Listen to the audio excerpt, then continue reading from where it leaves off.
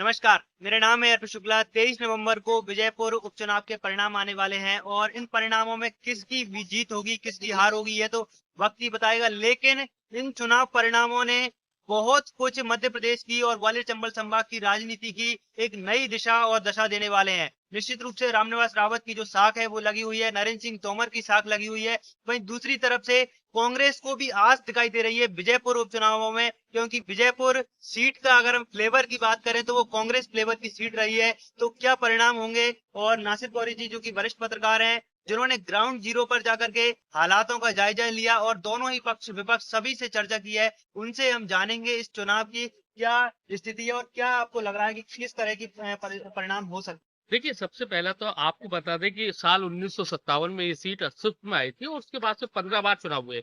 15 बार में 9 बार कांग्रेस और 6 बार बीजेपी जीती है, लेकिन एक कांग्रेस के गढ़ के रूप में सीट जानी जाती थी। लेकिन रामनिवास रावत ने जिस तरह से कांग्रेस से बगावत की, लोकसभा चुनाव के बाद जिस तरह से उनको उम्मीद थी कि उनको टिकट कांग्रेस दे देगी, नहीं दिया, बगावत कर दी। लेकिन उसके बाद से जब बीजेपी ज्वाइन कर ली थी और पहले दिन से इस चुनाव की जो कमान है, वो नरेंद्र सिंह ने नहीं बल्कि प्रदेश के मुख्यमंत्री डॉक्टर मोहन यादव ने संभाल रखी थी। और पहले दिन से उन्होंने इसको चुनावी कैंपेन मान लिया था और लगभग 1,000 करोड़ रुपए से ज्यादा की सौगातें थी। कोशिश यही उनके थी। ही साथ का सवाल है, क्योंकि मुख्यमंत्री रहते हुए अब पहली बार चुनावों में शामिल। हाँ, क्योंकि उनकी भी एक अपनी परीक्षा है, क्योंकि 2 विधानसभा सीटों पर उपचुनाव हो रहे हैं, जैसा कि बुधनी और विजयपुर। तो उनकी साख का सबसे बड़ा सवाल है, क्योंकि पहले दिन से मैंने कहा कि पहले दिन से कमान 1,000 करोड़ से ज्यादा के उन्होंने विकास कार्य की सौगात वहां पर दी। और हर चुनावी सभा में मैंने भी उनकी कई चुनावी सभाओं को कवर किया, उनसे खुद बातचीत की।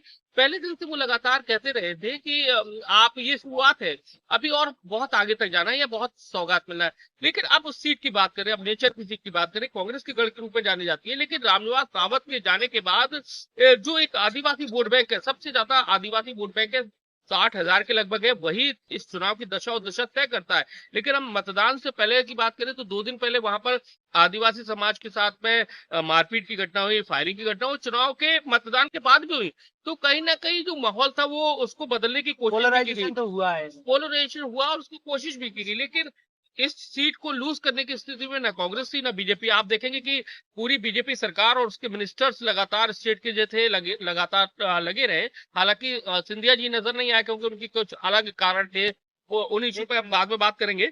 लेकिन ऐसे ही में कांग्रेस ने भी अपने 12 विधायकों को मैदान में उतार रखा था। वो भी अलग अलग जगहों पर कैंपेन किए हुए थे, सेक्टर वाइज कैंपेन किए थे। लेकिन ये जो 3 जातियां हैं वो इस चुनाव की दशा और दिशा तय करने वाली है। एक आदिवासी, जाटव और कुशवाहा, ये तीनों जो जातियां हैं वो तय करेंगी कि आखिर जीतता कौन है। और इन जातियों को साधने के लिए मुख्यमंत्री ने खुद 1-to-1 बातचीत करी। उन्होंने जो श्योपुर के जो वहां पर उन्होंने व्यक्तिगत कराल में उन समाज के लोगों से बातचीत करी। लेकिन उन समाज के लोगों को वो कितने और आकर्षित कर पाए, वो कितने नतीजे ईवीएम में उनके फेवर में कैद हो पाए, ये तो वक्त बताएगा 23 नवंबर का। लेकिन जिस तरह का जो माहौल है, मुझे जो लगता है कि ये जो नतीजे हैं एकदम से बहुत हाइट पे नहीं जाएंगे, या कांग्रेस के हाइट पे नहीं जाएंगे, या बीजेपी को बहुत ज्यादा मार्जिन।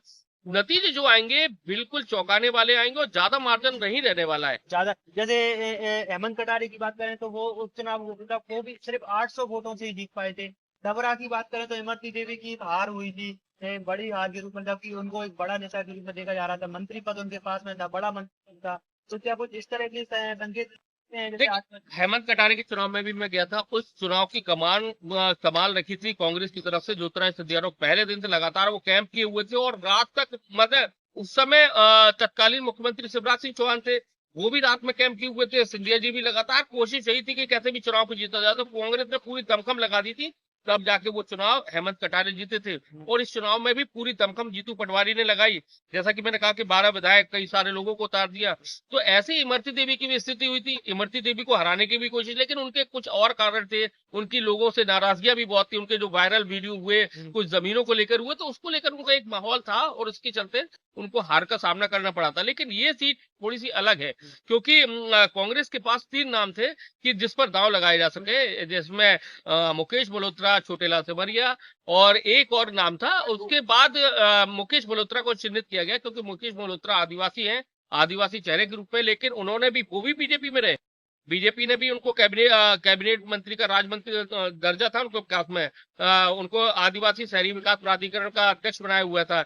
लेकिन उनको जब टिकट नहीं मिला तो वो कम बागी हो गए, कांग्रेस में चले गए। तो लेकिन उनका वोट बैंक जो था आदिवासियों में बहुत ज्यादा था, और आदिवासी कहीं ना कहीं एक बड़ा फैक्टर है जीत हार का। तो कांग्रेस ने उन पर दांव लगाए, लेकिन अभी भी यही है कि जो 3 जातियां हैं वही तय करेंगी, यानी कि जिसके फेवर में इन जातियों ने मतदान किया होगा वो कैंडिडेट 100% निकलेगा। 100% निकल जाएगा। लेकिन कहीं ना कहीं एक ये भी फैक्टर सामने आ रहा है कि लोग कह रहे हैं कि मंत्री पद का प्रभाव है और वो चीज डोमिनेट कर रही है, और प्रशासन का भी कांग्रेस का आरोप है कि प्रशासन का भी सहयोग मिल रहा है। तो क्या कुछ ऐसे फैक्टर्स भी काम करेंगे एक मंत्री पद का प्रभाव पर? देखिए, पहले दिन से जब से लगातार चुनाव आयोग को कांग्रेस शिकायत करती रही कि मंत्री पद का दुरुपयोग कर रहा है, सरकार का कर रहा है, लेकिन लोग भी समझता। लेकिन ये जैसे कहा जाता है कि मंत्री पद है, लेकिन वहां के लोग ज्यादा पढ़े लिखे नहीं है। आप देखेंगे पूरी रूरल सीट के रूप में जानी जाती है, और मध्य प्रदेश की जो 2 विधानसभा है उसमें दूसरे नंबर की ये विधानसभा है विजयपुर, यानी कि श्योपुर 1 नंबर विधानसभा है, विजयपुर दूसरे नंबर की पिछड़ा विधानसभा है। हुआ क्षेत्र पिछड़ा हुआ क्षेत्र है, ट्राइबल के रूप में जाने जाता है। सबसे ज्यादा केंद्र और राज्य सरकार का फंड इसी क्षेत्रों में जो ट्राइबल्स के लोग हैं उनको उद्धार में खर्च किया जाता है। लेकिन एक मानचित्र के जो नक्शे पर आई विजयपुर विधानसभा सीट, वो चीतों के आने के बाद से आई। और कहीं ना कहीं सरकार ने भी कोशिश की कि देखिए ये इस उस पे आ गई है, और हमने कई सारे विकास के काम किए तो खोज। लेकिन झुकाव जो वोटर्स का आप है। ग्राउंड पे गए हैं, जनता की क्या क्या समस्याएं लगी हैं कि अभी सिर्फ चुनावी सड़कें बन देखिए, अभी भी बहुत मूलभूत समस्याओं से बहुत ज्यादा परेशान है आदमी। सड़क तो है ही नहीं है कुछ इलाकों में। हम जहां जहां गए हमें तो सड़क दिखी नहीं है कि सड़क वाकई में है। अभी भी लोगों को ऐसे ही सफर करना पड़ता है। अभी भी जो आदिवासी लोग हैं बहुत ज्यादा परेशान है, उनकी सुनने वाला।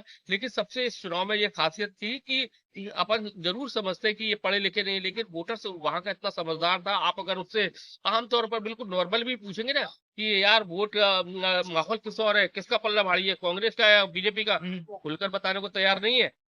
लेकिन जिस तरह की जो बातें होती है, थोड़ा सा बातें होती है, तो उससे समझ में आता है कि माहौल कांग्रेस ने बहुत ज्यादा अपने पक्ष में लेने की कोशिश करी है। और यही बात थी कि लगातार कोशिश में आप मतदान वाले दिन की भी कुछ देखिए तो जीतू पटवारी ने राजस्थान से अंदर एंट्री होने की सोची कि लेकिन उनको रोक दिया गया, बॉर्डर पर रोक दिया गया।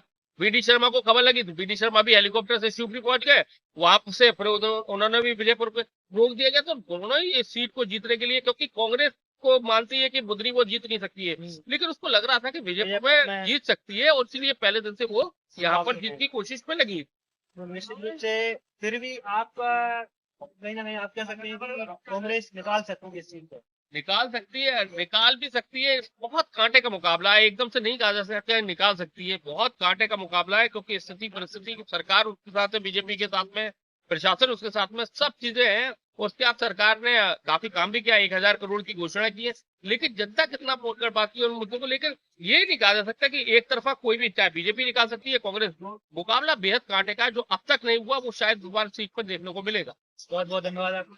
तो जो विजयपुर उपचुनाव है इसके परिणाम निश्चित रूप से चौंकाने वाले होंगे, और कांटे का मुकाबला यहाँ पर रहने वाला है। जीत हार का जो मार्जिन है वो बहुत कम रहेगा, ऐसा जो एनालिसिस में सामने आ रहा है। फिलहाल आपका इस चर्चा के बारे में क्या कुछ अपनी राय जरूर लिखें, और आपके अनुसार कौन हो सकता है आगामी विधायक विजयपुर विधानसभा से। बने रहे हमारे साथ बनी ड्राइव पर। धन्यवाद।